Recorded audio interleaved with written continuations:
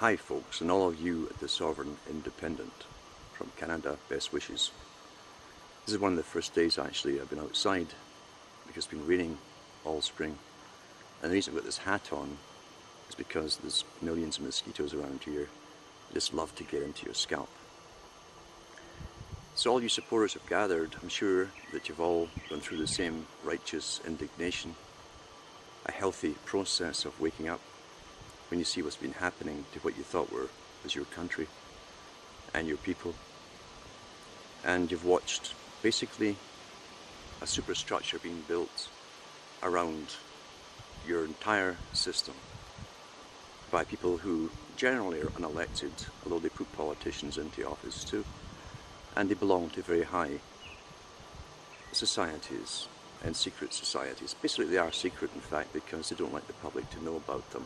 Some of them we know, ones that have to be involved in the spotlight basically, like the Council on Foreign Relations and Royal Institute of International Affairs, and the European Department of International Affairs now too for all of Europe. And this society, as you know its history, has been on the go for an awful long time. It came out of the merger of the Cecil Rhodes Group and the Round Table Societies and Lord Alfred Milner. Their idea being to create the greater British Empire. The initial British Empire started long before them, no doubt by their ancestors too. But anyway, they formed this one 100 odd years ago and decided to take over all the resources of the world. And they believed staunchly in Darwinism, as you well know. Since they had the power, and it gained the power of finance and commerce, then they deemed it their proper place to rule the rest of the world. And they also employed academia and think tanks to work on a big project called the New World Order. And the New World Order, as you know, is all across the whole planet now, going through different stages all at the same time, different facets all moving together on social areas, and how we'll live, what we'll eat, if we'll eat it at all, in fact, with a grand design that eventually will all be born to serve society or the world state, which of course is owned and controlled by those who've already bought over the resources of the planet. Ireland itself, of course, has got a long history of this particular world order, because the precursors of it, of course, or the predecessors of the present group who run it, is intergenerational. It mentioned in the 1500s and 1600s that they would use Ireland as the breadbasket for this great British Empire. They didn't come up with that casually as an idea. They took that idea from ancient Egypt, because Egypt itself was a very fertile valley, of course, massive crops and good livestock. And the Romans were the guys who came up when it was their time to build the empire. They came up with the idea of using Egypt as the breadbasket for the Roman Empire, and most of the food was shipped out to the colonies, which they occupied to feed their troops. The same things happened, of course, to Ireland, as you well know. At least those who know their history of Ireland, and Scotland as well for that matter. Ireland's had a very, very old culture, ancient culture, going way, way, way back. In fact, even ancient Rome, pre-Christian Rome, used to send some of their students, their brightest students, over to a university there in ancient times. There was another one or two in Scotland as well. Stuff that you don't get in modern history books, but it certainly was there in the old history books, because we're not supposed to realize that we have something really to hold on to, a very old culture. Culture, of course, had to be destroyed, as you all know as well, because you have lived through a great part of this culture destruction. The older ones amongst you, I'm sure, can remember the massive sexual revolution that came from the top down, not from the bottom up, and how basically, along with the pill at the same time and lots of drugs, all the youth were told from the top, from the BBC and all the other ones, to have a great time. There was no consequences to anything, and if there were consequences at all, don't worry, medicine and surgery would take care of it for you. And that was to be the beginning of the end of the destruction of the family unit, because all societies down through the ages have survived by being cohesive in basically a family unit, or even greater family unit, such as a tribe or a clan. That all had to be destroyed because every impediment in the way of this New World Order getting its way depended on creating a form of what people thought would be individualism. And in reality, they're all doing the same thing, they just don't know it. So their culture has been given to them, has been updated each generation with a little bit more and more and more sex and violence, promiscuity all over the place, and the mandated teaching, not of sexual education in the schools, but of promotion of sexual education in the schools, to make sure that the earlier they indulged in promiscuity, the least likely they would be to bond. And that's happened. That's happened. Society today, across the so-called first world countries especially, is pretty well finished. They don't want children, and as I say, surgery and medicine takes care of all that kind of side of it for them. Now, along with that too, as I say, came the destruction of the cultures. People don't realise that Ireland and Scotland too had great cleansings in the past. Famine's been used, and famine didn't come all up by bad crops. It came because of basically London running the whole of the UK, plundering the food for their own supplies across the sea to feed the troops, etc.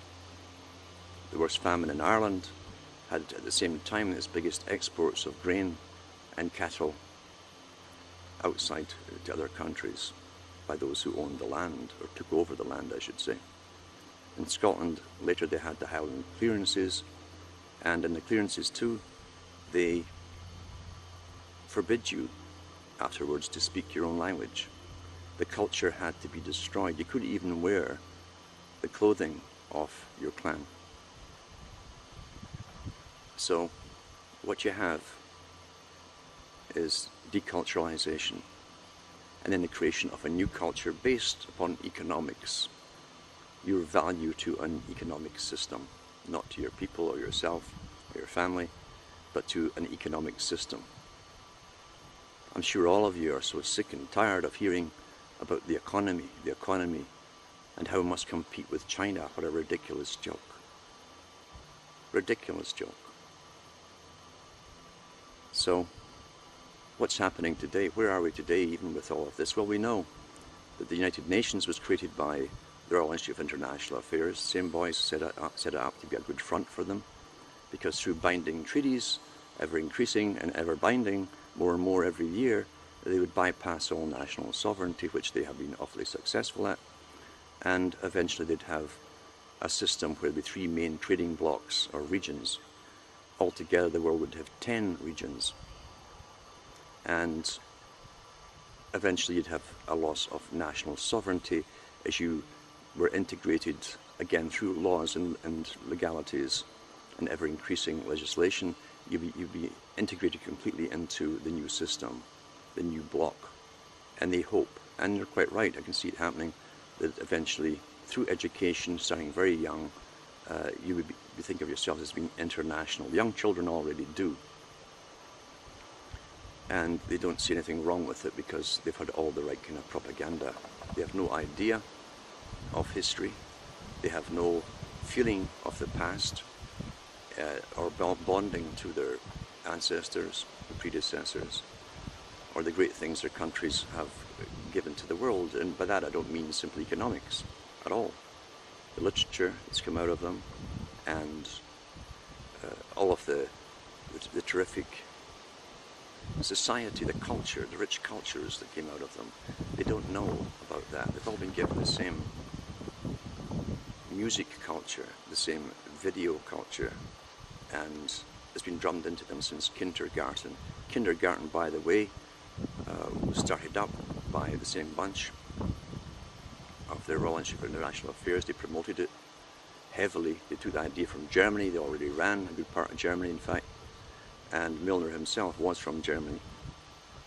And they knew that to get them very young and drum into their heads this idea ever increasing with every generation, of globalism, and prepare the minds to accept that which they would eventually see and feel and experience down the road in their lives. It's astonishing, really, when you think about the amount of think tanks that are at work all the time, working on this great project of integration. They work it out like a battle plan, and I literally mean that as like a battle plan, a great big battle plan, where every possible consequence of every move they might make, and they haven't moved the figures on the chessboard yet, but any move they might make, they look to see what the consequences and backlashes might be. And then they prepare for all those backlashes before they've even started or moved one of the pieces on the table, on the board.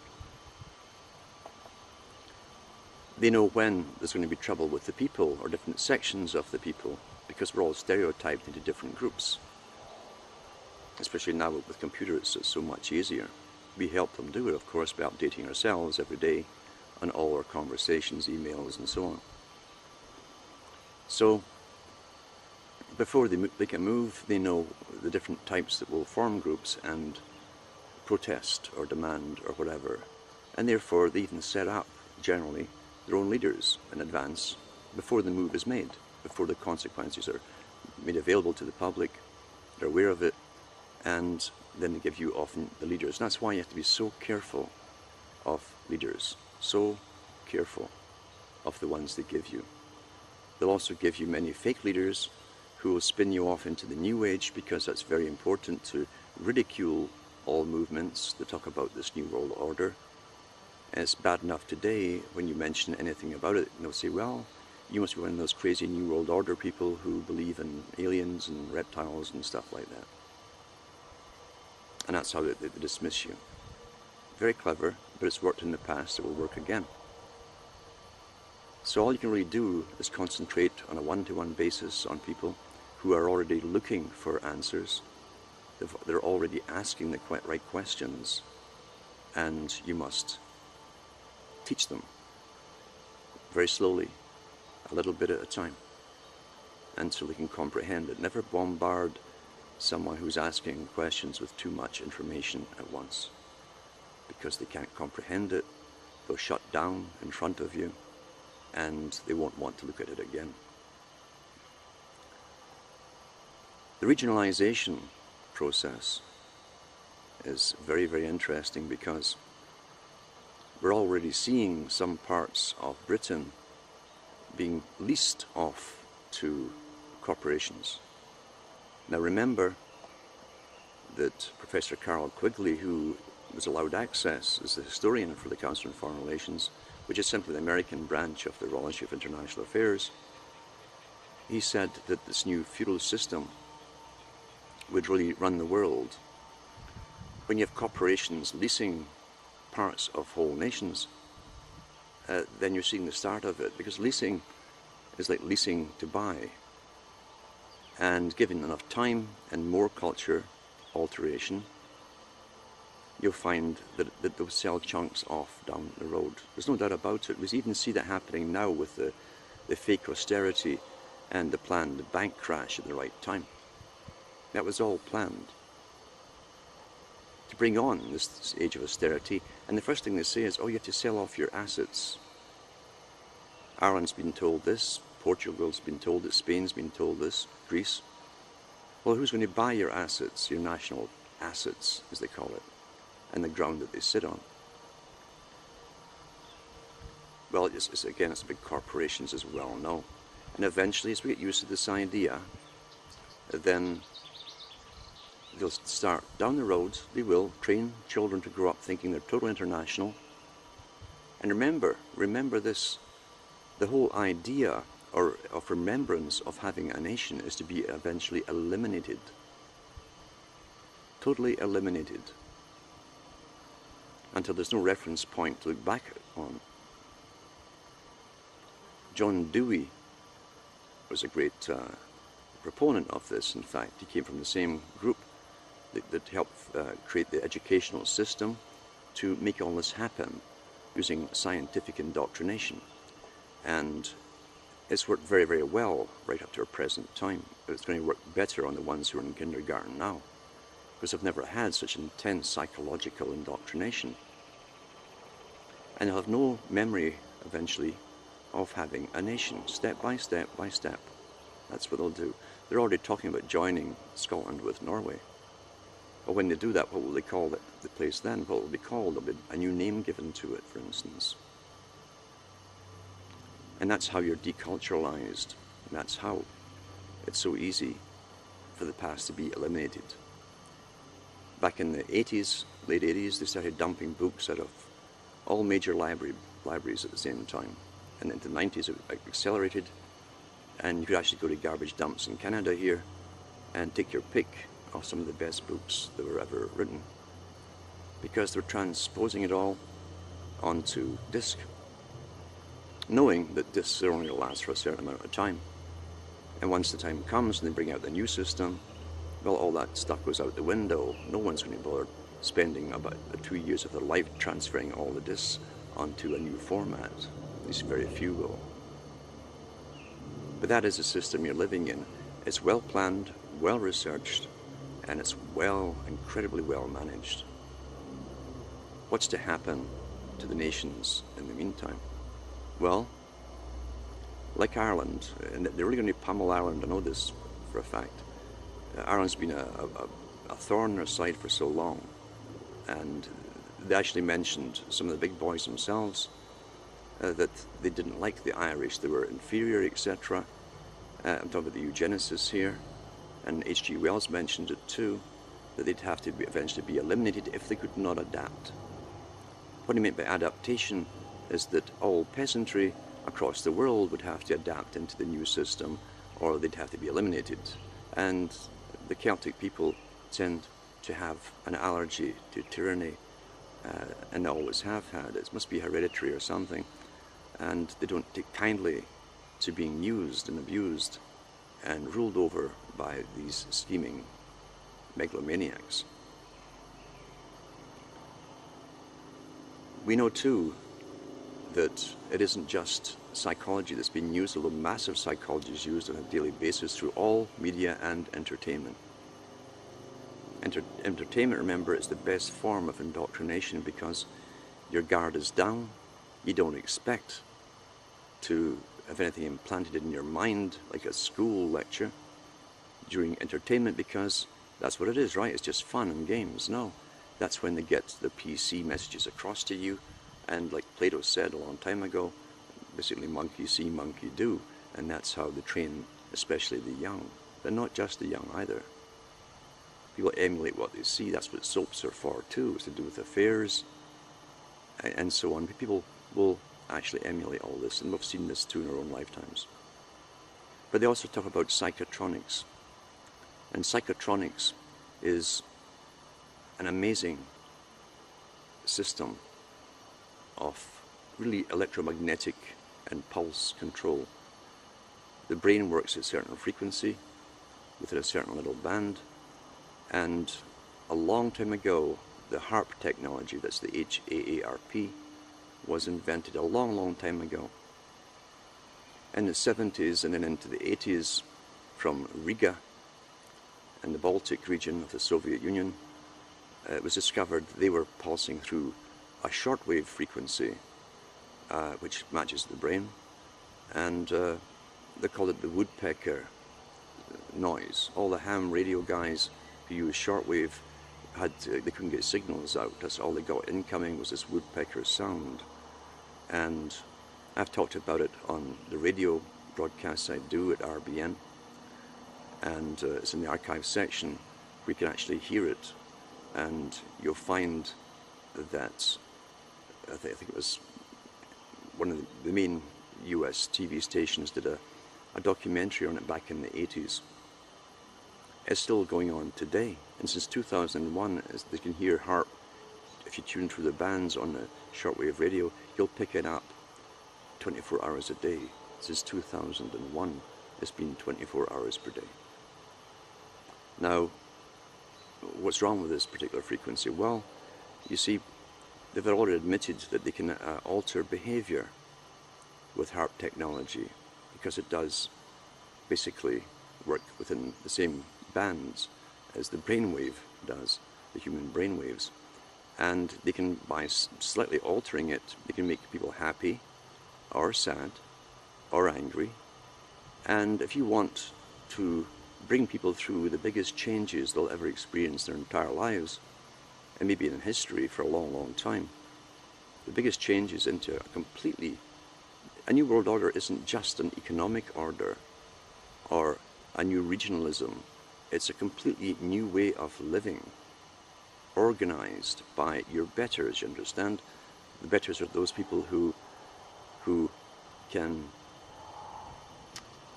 do nothing but work for think tanks, academia, the higher levels of academia, and they know what's best for you and how you should behave and how you should view the world. They'll give you your view of the world and all of that around you.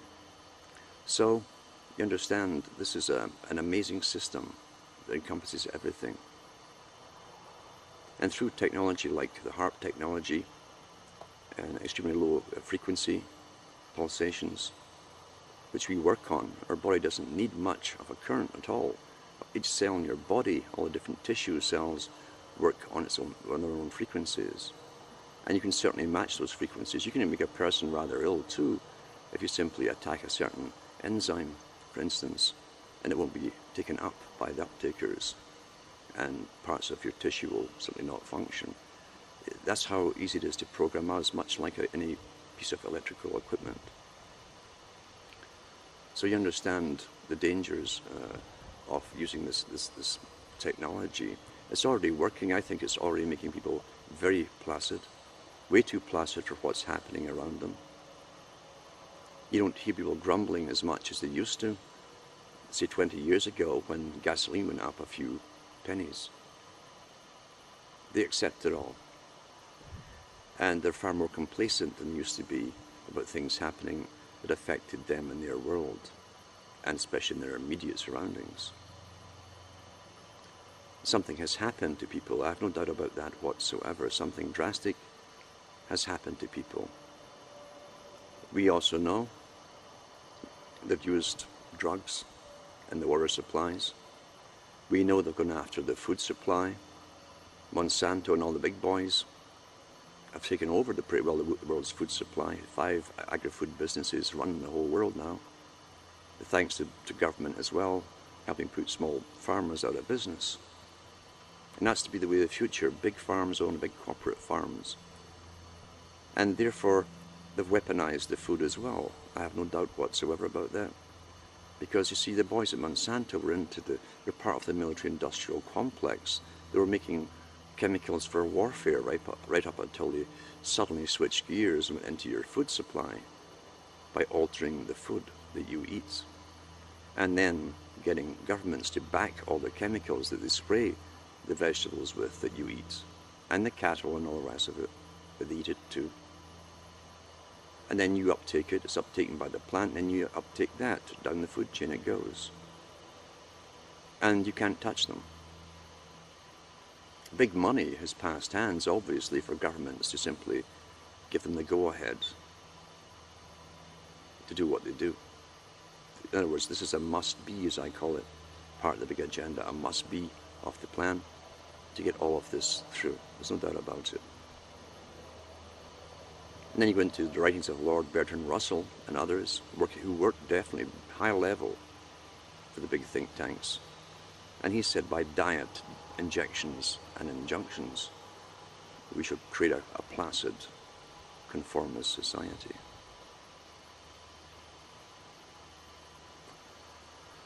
We are constantly bombarded nowadays too to have more and more injections for flu or whatever it happens to be, or another flu injection for a new flu and all of that. Children have never had so many injections as they have today, at a very, very young age, babies even. And when you go into the history of inoculations and vaccines, it's a horror show. You'll find the ones who, like Salk, Dr. Salk, who developed the polio vaccine, used cancer tumor to grow them on. He also used monkey kidneys. And we also know that simian virus 40, for instance, that ends up being in every polio vaccine, had no other function than to cause cancer. And Salk admitted that after the fact. And so did his colleagues. And they said, well, we thought that the benefits would outweigh the risks. And I guess that's true from the elite's point of view, because they don't want you living too long, you see, and they don't want so many of a population. And then you go into the history of Salk himself, and he was one of the heads of the Eugenics Society for America and Britain. He wrote paper after paper on depopulation and the need to depopulate. And suddenly becomes the hero who wants to make sure you're nice and healthy and happy. Trusting the authorities is a technique that's been foisted upon us from a very early age. Now we have natural instincts to trust leaders of tribes or clans. That's a survival principle. And in old days, of course, it was quite easy to get rid of a bad chieftain because, you see, there were too many of you and only one of him. And if he got too big in the boots or had big ideas of taking over and supplanting authority for all for himself, he was quite easily got rid of. Money changed everything. Money's a very old system, and I'm sure when money came into being, it came into being not just as a means of exchange, but it already was there as a science, as a means of control. Primarily it's control. And with money, once you have everyone on money, and you've made sure that everyone must use money, then you start the debt system, and then you come in with the bailouts, then you come in with demands to the king or the queen or whoever it happens to be, and you tell them what you want. And you can also hire armies to keep the people in line and check, if you like.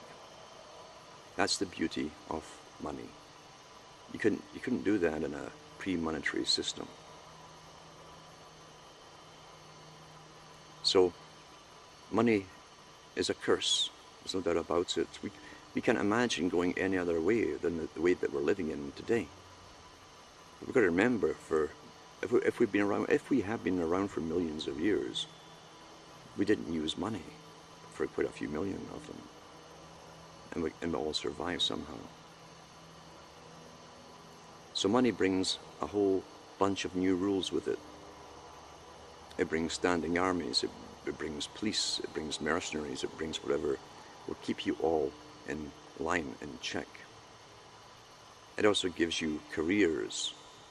You become that which you work at, unfortunately. You forget who you are, you forget you're a human being, or you put a uniform on, and you will definitely forget you're a human being.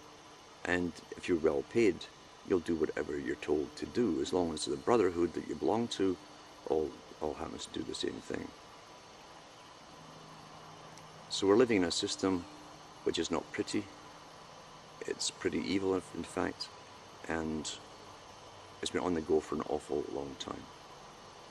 But it's not happenstance, it's not evolving by itself. It's planned as to the direction that it's to evolve into. One thing the big boys never do is leave anything to chance.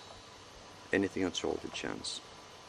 Now, if you look at the writings of communism, and we know too the same big boys created communism, they financed communism and its leaders,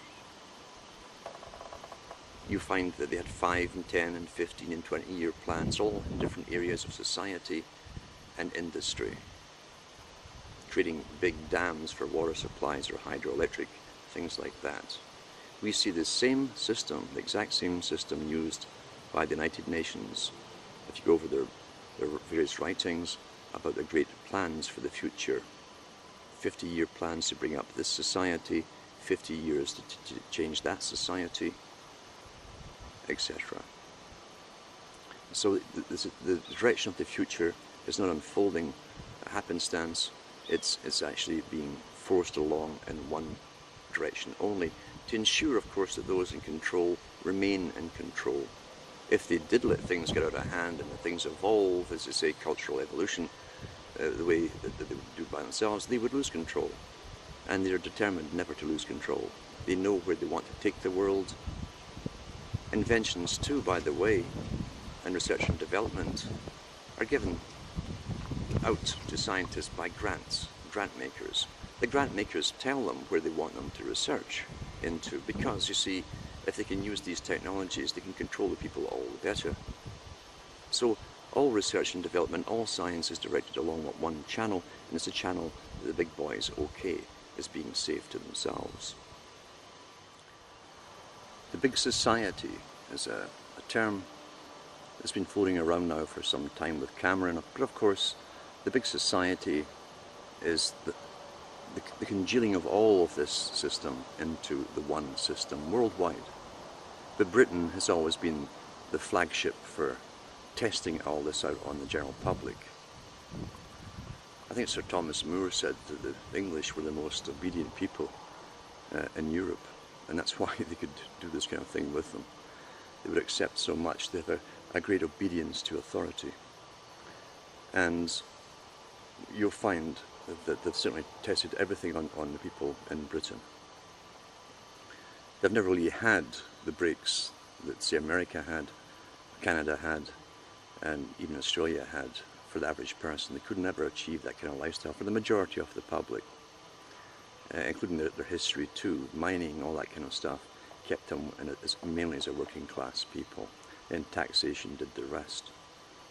But the big society has to do with the whole of Agenda 21 from the United Nations.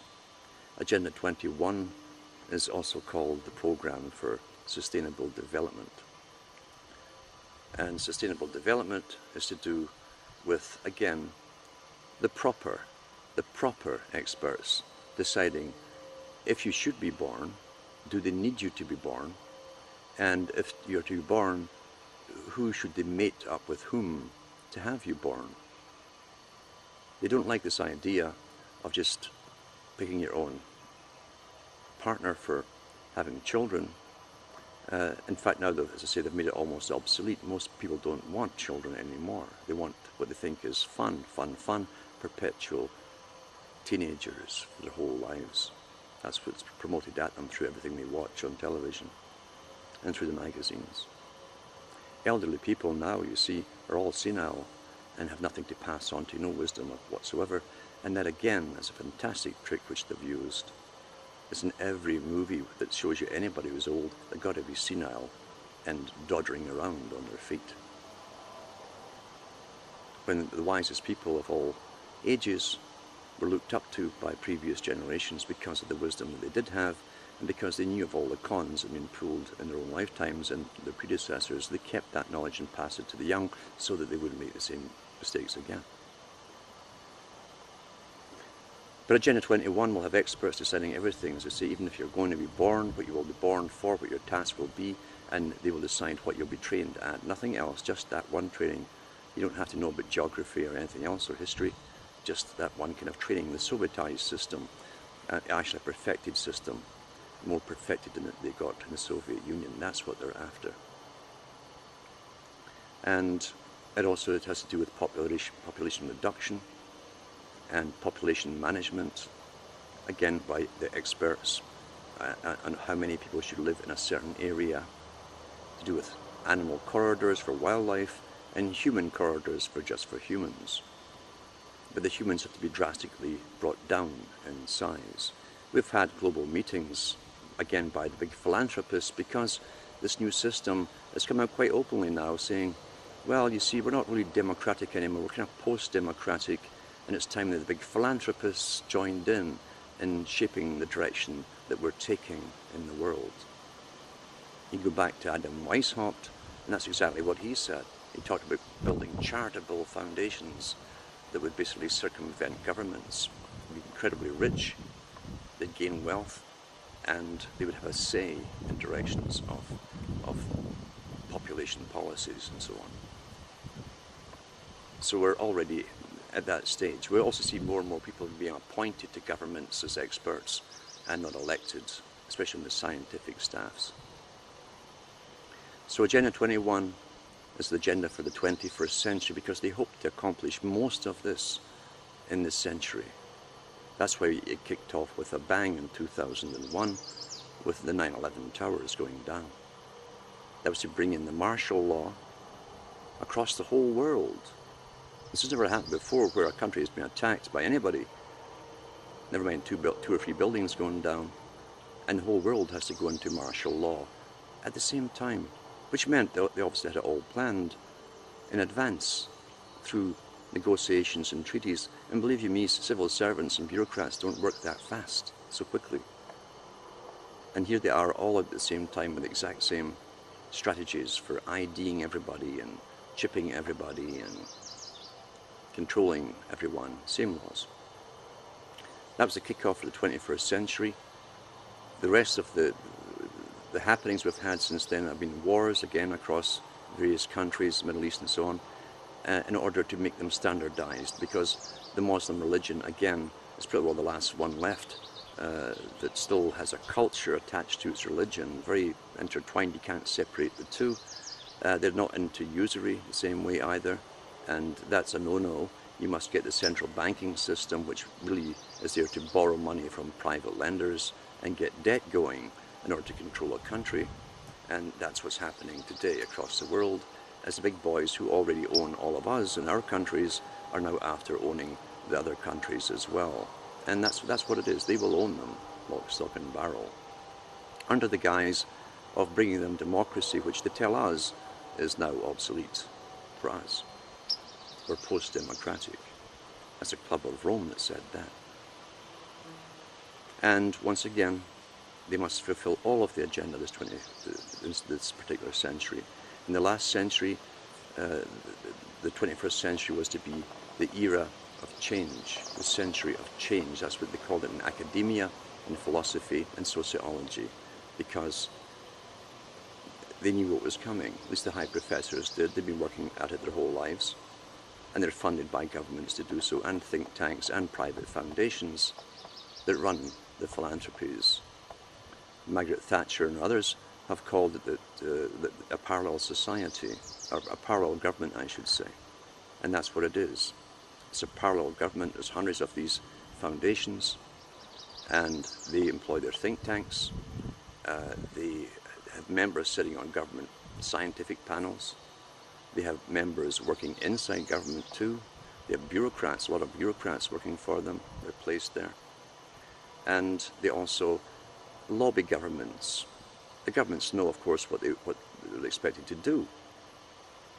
They're sitting waiting to be lobbied by these massive authorized NGOs, all under the United Nations, of course. Well, they're authorized by the United Nations. And look at the umbrella of organizations under the UN to see how many there are.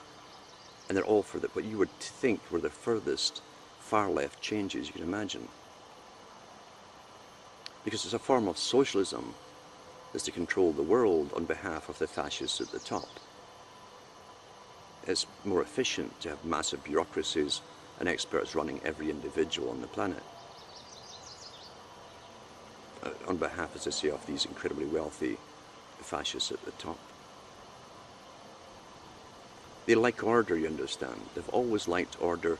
Order really appeals to them. It's got a ring to it. And anything that's untidy is a nuisance to them, and sometimes they see it as a threat, especially free thought. That's why all your writings on the internet, everything, your conversations are monitored to make sure that you're absolutely predictable. Absolutely predictable.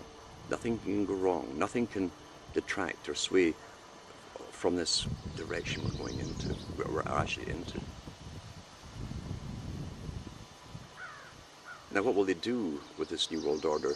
Well, as I say, the countries will disappear. They may even be bought over piecemeal, pieces of them, one piece at a time, and people will grow up into an area or a region and be owned by Sony Corporation or whatever the hell it might be, who knows. But that's the way it will go. under necessity, of course, under bankruptcy's necessity. That's how it will be done. The big society is to work parallel with it to make sure it's uniform across the whole world. And the children have to be given a special indoctrination, and so that if you mention a country or any kind of nationalistic idea at all, they'll actually think you're an enemy. They'll look upon you as being a kind of dangerous character with ideas of that silly nationalism or pride in your culture, your country, or whatever. It's all been done before on different scales in different countries and totalitarian states. This has been done on a world scale today, and it's got better indoctrination. I don't think there's a single movie out there anywhere that you could watch today that doesn't have a whole bunch of updated, politically correct messages included within it. Sustainable development is the big stick for forcing all this through. Remember too, if you're living in an abusive system, you must really abuse those who you want to control. And you get their allegiance to the abuser by getting the abused to believe it's their fault. That's how it works. And we're being constantly bombarded with big money, big organizations, well funded through the foundations and your government, telling you there's too many people, they're just taking up the world's resources, and we can't just keep this going on for much longer at all. We had Prince Charles out, remember, a couple of years ago. Every couple of years he comes out and says the world's going to end in 6 months if we don't stop all this consumption. And it keeps rolling along, and we're still here, and it doesn't stop them, of course. They never stop, because every time they do it, there's always a certain amount of weak-minded people who believe them. So there's more and more each time they do it. But the sustainable development is to be a new peasant system, really, and the big society. The big society have categories of, again, the class system. Don't forget the class system. It's no different than Canada. Most folk in Canada now who are buying places in the country are working for government. They're bureaucrats, civil servants. They can afford it. They get the special mortgages. They get the special rights to live on the land. They're not bothered by inspectors because they're part of government. Where everyone else is being harassed all the time with higher taxes, government inspections for pollution and all these kind of things.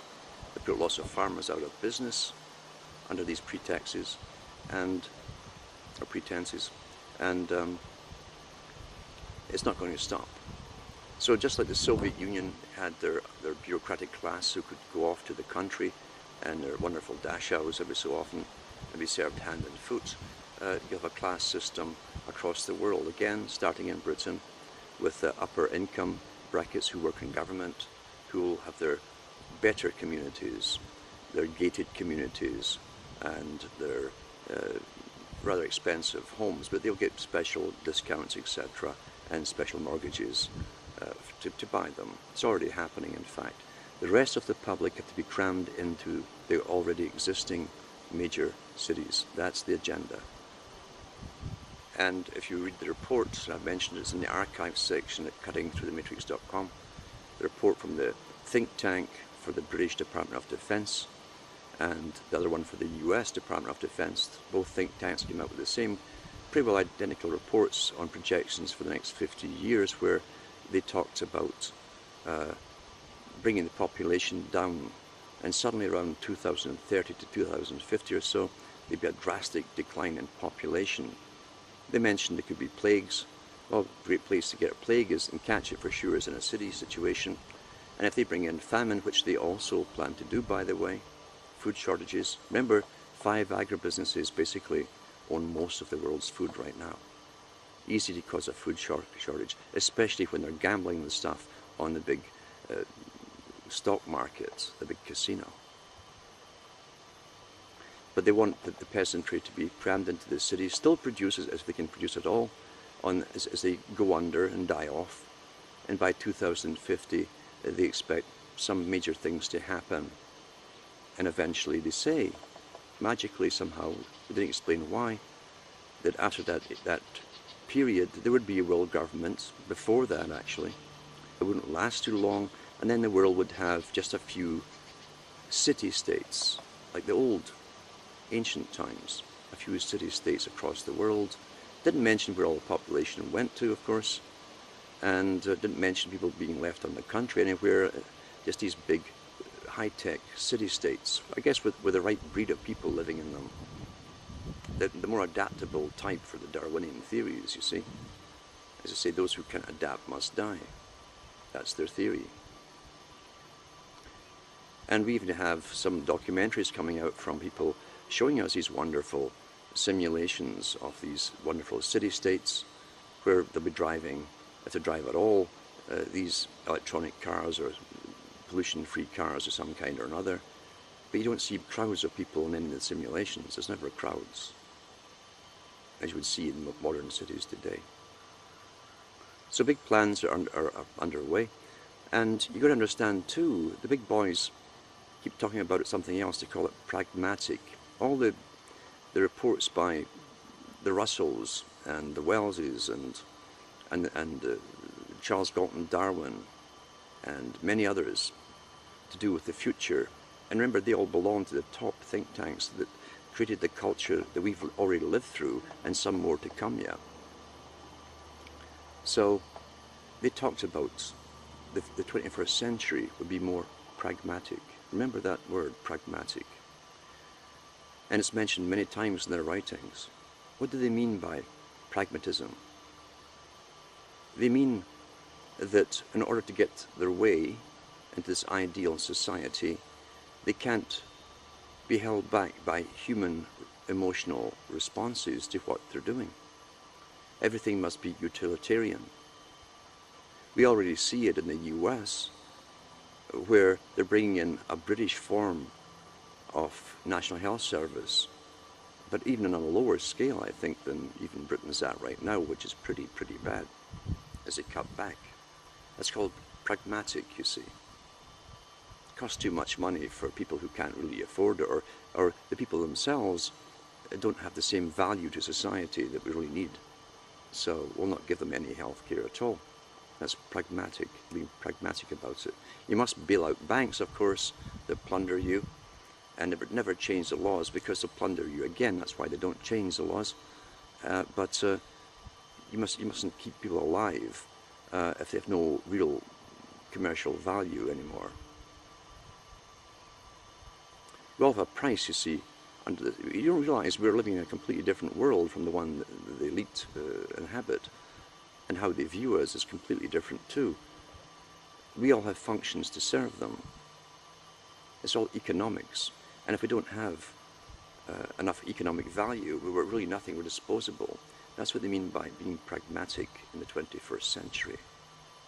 It's the same with the wars, as I say, that are going on across the Middle East, as they overthrow governments, well-planned, long drawn-out, long-term agendas, well-financed, to standardize the world. They can't have all those peasants living doing what they want to do. No, we've got to blow a lot of them away, and then keep what's left and indoctrinate a young generation to form a new government who will serve us, meaning the big elite that exists across the world. Everyone must have an economic value to serve the system. We see it in the police forces too, as they become rougher. Remember, a whole generation's grown up now watching, beginning with Rambo, and then going on from there, the tough guys with the big guns, and now the black suits, and they grew up playing video games, wanting to be the winners. That's what video games are about, killing and winning. And you belong to a brotherhood, all wear the same uniform, and you don't see the old type police officers anymore, where they had courtesy and respect for the public whom they knew they served. In fact, the public now have been conditioned that you serve them and you jump and obey. We're in a dangerous situation, and this has got to be stopped.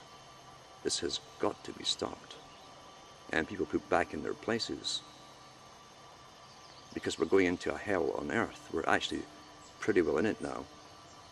We're not right in the middle of it yet, but that will come if we don't stop it. And remember that everything is coming from your tax money. The whole darn system depends on you paying taxes. In fact, that's all the elite think you're there for.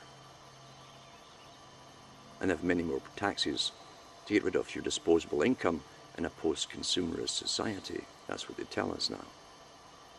You'll be lucky to be able to afford to eat in the future or heat yourself. That is what they mean by being pragmatic. They're teaching us as though we're dumb beasts. Now, I could go on, but I don't have the time, obviously. But for all you who are gathered there, you all started as individuals, coming to conclusions by yourselves. And then you get together, and then you form a group of like-minded people, and then you gain, hopefully, political power, because you must start to expose this system and do your homework and look at all their big plans and get the documentation so that no one can laugh at you. So here's the plans, here's who wrote it. And then start demanding answers. I mean demanding answers before it's all too late, because I think our histories are far, far too important to throw out the window. And I think all those who went before us, all your ancestors who went before you, and who had to live in tough conditions too, and bad times, and who got through it, I think that you should look at them with pride, rather than as being primitive, as the big boys want the young children to believe in it now, or to view them now. We have a say in our future. No one has a right, I don't care how much money he's worth, has a right to say he's got a better right of decision making over you and how your life should be run, controlled, or eliminated. I don't think so. No one on this earth is superior in that respect. Every creature born has its own rights to its own self-determination. So it's up to you.